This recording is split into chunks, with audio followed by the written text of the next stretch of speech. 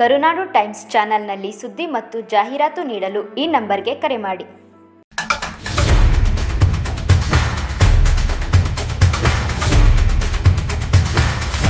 ಬಿಹಾರದ ಸೀತಾಮರ್ಹಿ ಜಿಲ್ಲೆ ಗಂಭೀರ ಆರೋಗ್ಯ ಬಿಕ್ಕಟ್ಟನ್ನು ಎದುರಿಸುತ್ತಿದೆ ಎಂಬ ಭಯಾನಕ ವರದಿಯನ್ನು ಆಂಟಿ ರೆಟ್ರೋವೈರಲ್ ಥೆರಪಿ ಸೆಂಟರ್ ಬಿಡುಗಡೆಗೊಳಿಸಿದೆ.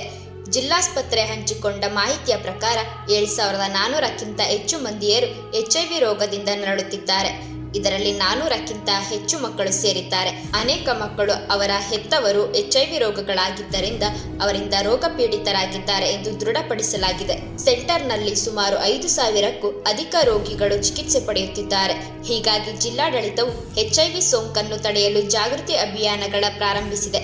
ಈ ಜಾಗೃತಿ ಅಭಿಯಾನದಲ್ಲಿ ಸಾರ್ವಜನಿಕ ಸಂಪರ್ಕ ಕಾರ್ಯಕ್ರಮಗಳು, ಗ್ರಾಮಸ್ಥರನ್ನು ಆರೋಗ್ಯ ತಪಾಸಣೆ ಪ್ರೋತ್ಸಾಹಿಸಲು HIV ತಪಾಸಣಾ ಶಿಬಿರಗಳನ್ನು ನಡೆಸುತ್ತಿದ್ದಾರೆ. ಆರೋಗ್ಯ ತಜ್ಞರು ಈ ಸ್ಥಿತಿಯನ್ನು ಜಿಲ್ಲೆಗೂ ಮತ್ತು ರಾಜ್ಯಕ್ಕೂ ಗಂಭೀರ ಸಮಸ್ಯೆಯಾಗಿ ಪರಿಗಣಿಸಬೇಕು ಎಂದು ಹೇಳುತ್ತಾರೆ. ಗ್ರಾಮಸ್ಥರನ್ನು ಸಂರಕ್ಷಿತ ಲೈಂಗಿಕ ಚಟುವಟಿಕೆಗಳು, ಸೋಂಕು ಸೂಜಿಗಳ ಮೂಲಕ ಇಂಜೆಕ್ಷನ್ಗಳ ಅಪಾಯಗಳು ಮತ್ತು ನಿಯಮಿತ HIV ಪರೀಕ್ಷೆಗಳ ಅಗತ್ಯತೆಯ ಬಗ್ಗೆ ಶಿಕ್ಷಣ ನೀಡುವುದು ಮುಖ್ಯ ಎಂದು ಆರೋಗ್ಯ ತಜ್ಞರು ಗಂಭೀರವಾಗಿ ಅಭಿಪ್ರಾಯಪಡುತ್ತಾರೆ.